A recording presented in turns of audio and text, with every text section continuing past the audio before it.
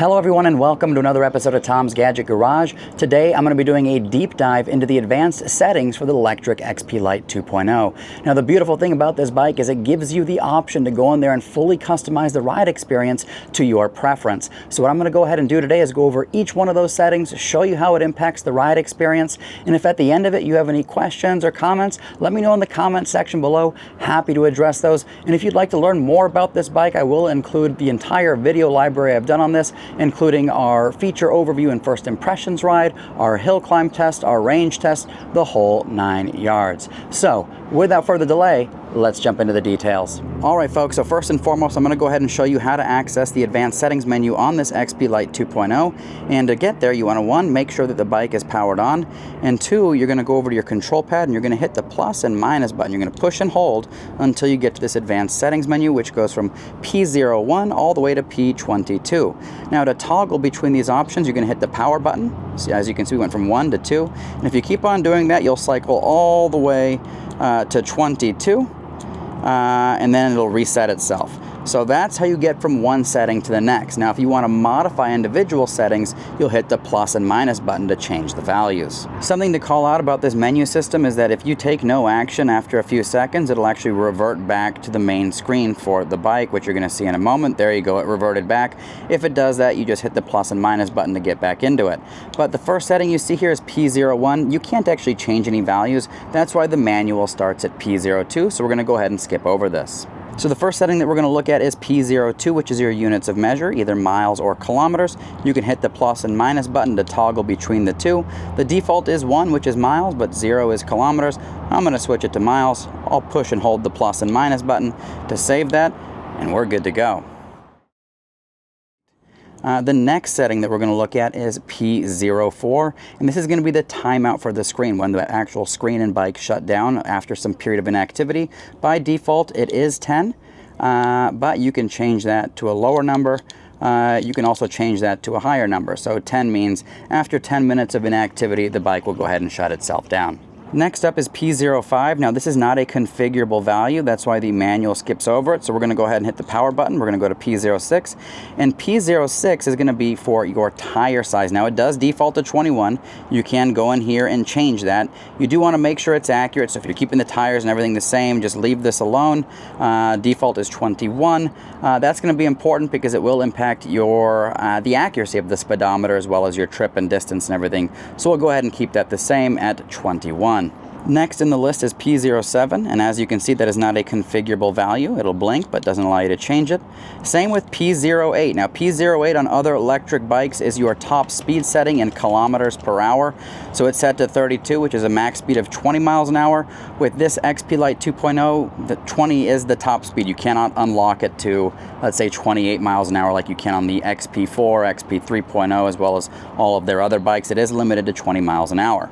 As you can see, we've got some cormorants out there. They are making quite the fuss. So if you hear any kind of weird moaning, barking, squawking sounds, it's definitely those guys right there. Next on the list is P09, or throttle 0 start. Now the default value for that setting is 0, which means that the throttle is active from a standstill. For example, let's say you ride up to an intersection, the light is red, and you're at a complete stop. As soon as that light turns green, with the value set to 0, you can actually use your throttle to get moving. Now, if you set that to 1, the throttle will not become active until you're actually already in motion. And so that is a little bit of a safety feature. So let's say, for example, the bike is parked but powered on, and you have that value set to 0. If you were to, let's say, move your bike and grab the right handlebar and accidentally hit that twist throttle, the bike could take off on you. So if you do have that set to value 1, that won't happen. However, I think it's, for me personally, I like to have that set to 0, because if I'm at an intersection or I'm about to go up a hill from a stop, I like to be able to get going with that throttle, because sometimes it can be a little bit difficult to just pedal on up an incline from a stop. So a quick demonstration of P09 for you. So right now I have that value set to 0 and I am completely stopped. If I go ahead and hit the throttle, we're going to get moving from a standstill. So throttle is 100% active. Now if I go ahead and stop here, hit the plus and minus button, go back into P09, and now I set it to 1 and save that. As you can see, that throttle is no longer active. So pulling on this does not get us moving. However, once I start pedaling and get us in motion, now when I pull on the throttle, we're off to the races. So the throttle is fully active once we get moving. So that is P09 in a nutshell.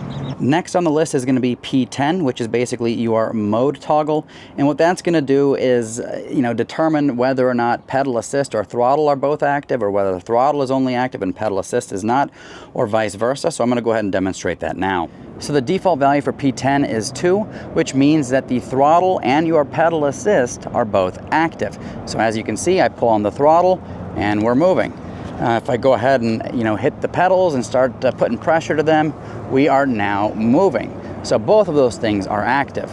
Now if I go ahead and drop that value from 2 to 1 and save, what that means is that our throttle is active. However, pedal assist is not active. So I'm pedaling right now. There is 0 motor input. I'm going all the way to pedal assist 5. Motor is not engaging. P10 at level 1 means that the only thing that functions on this bike is the throttle. Finally, for P10, we have value 0, which means pedal assist is active, but throttle is not. So as you can see, I'm pulling on the throttle, nothing is happening. However, I start pedaling, and after a second or so, the motor kicks in, and we are now in motion.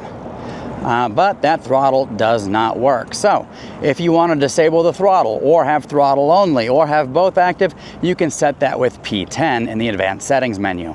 Up next is going to be P11, which is your power ramp. So what exactly is power ramp? Well, in a nutshell, it is essentially the amount of time it takes for the bike to reach maximum power. Now the default value is 3, which means this bike will reach maximum output in 3 seconds. You can dial that down to 2, 1, or 0. 0 meaning you basically have 100% application of power as soon as you apply it. And so if you want a faster, more responsive ride, you'll set that to P0. But if you want a more relaxed, kind of default, out-of-the-box experience, you can leave that to 3, or you can dial it down to 2 or 1. So right now I'm going to go ahead and give you a quick demonstration of the P11 setting, which by default, of course, is at 3, which means it's going to take 3 seconds to reach peak output. And I'm going to go ahead and start pedaling.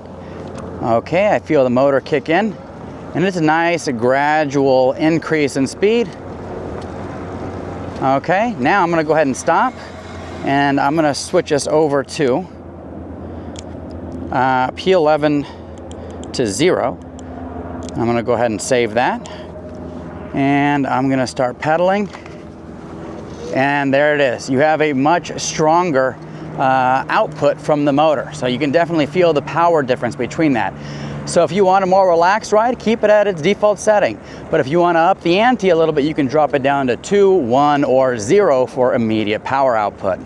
The next setting that we're going to be looking at is P12, which is the light operation. So the way P12 works is as follows. By default, when you turn the headlights on, both the headlight and the tail light turn on. When you turn the headlights off, both of those are off, and there's no brake light on this bike. Now, if you set that value to 1, what it's going to do is when you have the headlights off but the bike on, that front light and tail light will have a strobe effect, which is really good, especially if you're going to be riding around during the daytime. It is going to bring some additional visibility to you. So I'll go ahead and show you how that works. So in order to turn the headlight on this bike, you're going to push and hold this plus button. That will turn on the headlight, and I don't know how well you're going to see it here, but there is a headlight icon there. And as you can see, if we come around the bike, the headlight is on right there, as is our rear tail light. Now if I go back into the menu system and set P12 to 1 and save, as you can see, my headlight is still on, so the tail light is active, the front headlight is active. But if I push and hold the plus button to turn the headlights off, now I see the headlight icon blinking on the screen. And here's what's happening. Our tail light is flashing, and our front headlight is now flashing.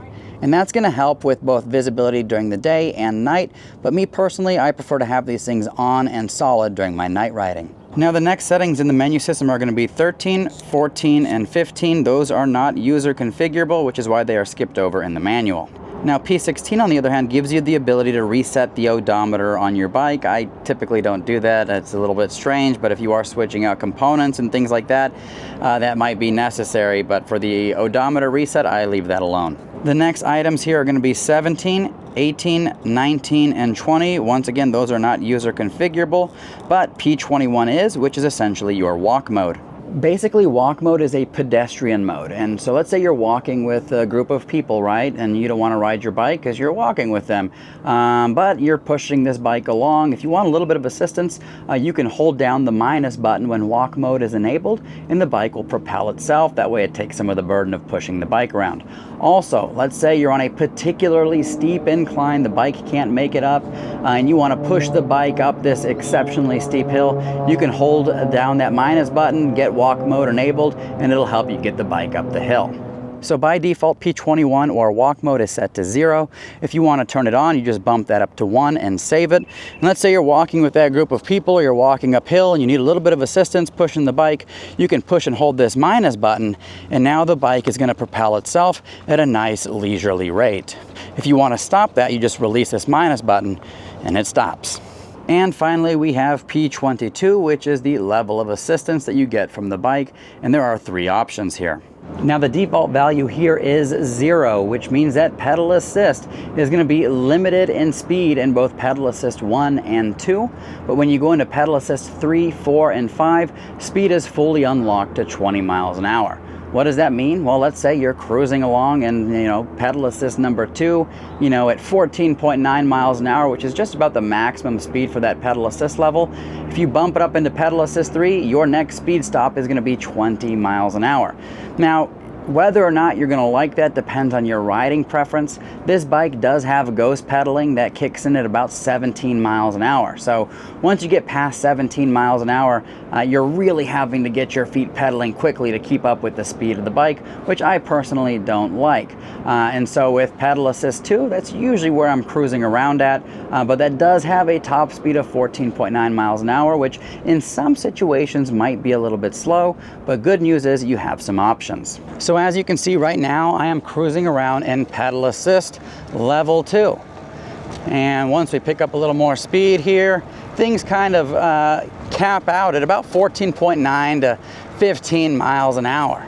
If I bump up another level of pedal assist to 3, all of a sudden the bike speed shoots up to 20 miles an hour, and pedal assist 4 and 5 will just get you to that 20 miles an hour even faster. Those will unlock additional torque and acceleration for you. So there is no stop between 15 and 20 miles an hour, which can be a little bit annoying. So what are we going to do about this? Well, good news is Lectric doesn't want us to be annoyed, so we go ahead and hit the plus and minus button, and in P22 we can go up to level 1. I'll go ahead and hit the plus and minus button to save that, and what that's going to do is it's going to give the bike the full amperage but limit it by speed per level of pedal assist. So I'm going to go ahead and drop down to pedal assist number 1. We'll go ahead and get moving here. So pedal assist 1, instead of our normal 9 miles an hour or so, we're cruising around at about 5-6 miles an hour with some assistance. If I bump it up into pedal assist 2, our speed will kick up all the way up until about 9 or 10 miles an hour, then the motor lets off. If I go into pedal assist level 3, that's going to take us a little bit faster, but instead of taking us to 14.9 or 15, it's going to take us to about 12 miles an hour. So we've got some additional granularity there. If I bump us up into pedal assist 4, this is what I personally like to ride around in, a little bit higher speed, and our speed is right 15.9 to 16 miles an hour, which for me is very comfortable in most riding conditions. And if I go to pedal assist number 5, then and only then will we be able to reach the top advertised speed of 20 miles an hour. So at the end of the day, P22 is going to give you more granularity in your speed options. So instead of the default settings, which are about 9 miles an hour for pedal assist 1, 14.9 for 2 and 20 for 3, 4, and 5, we now have something closer to 5 or 6 for 1, 9 to 10 for 2, about 12 for 3, 15.9 to 16 for 4, and 20 for 5. I personally like that the most. Now with that being said, if you find that that P22 setting being set to 1 for the additional speed granularity gives you a little too much power too quickly, no worries, you can actually go into P11 or your power ramp settings and set it to 3, which basically means there's going to be a power delay of 3 seconds till you get to maximum output. That way you kind of tame the beast a little bit when you have P22 set to 1. Now the final value that we can set in P22 is 2. I'll go ahead and save that. And basically what this does is it removes the speed restrictions for all levels of pedal assist. So right now I'm cruising around in pedal assist 1, and normally in the first 2 settings for P22, those are severely restricted. But right now in pedal assist 1, I can keep on pedaling until I hit 20 miles an hour. If I go to 2, 3, 4, or 5, that's just going to increase the speed at which I reach that top speed of 20 miles an hour. So it's going to increase that power output. Another thing to mention is that throttle is fully unlocked in all levels of pedal assist. Whereas, you know, in the default setting out of the box, that throttle is limited by the level of speed set for each pedal assist level. So for example, if I set P22 back down to 0, we'll go ahead and save that. I'm in pedal assist 1. I hit the throttle and look at that. You know, we're gonna go up to 9 miles an hour or so and it's gonna cut out. If I go to 2, it's going to go, you know, all the way up to that next speed level. 3, 4, 5, that'll fully unlock the full potential of the throttle.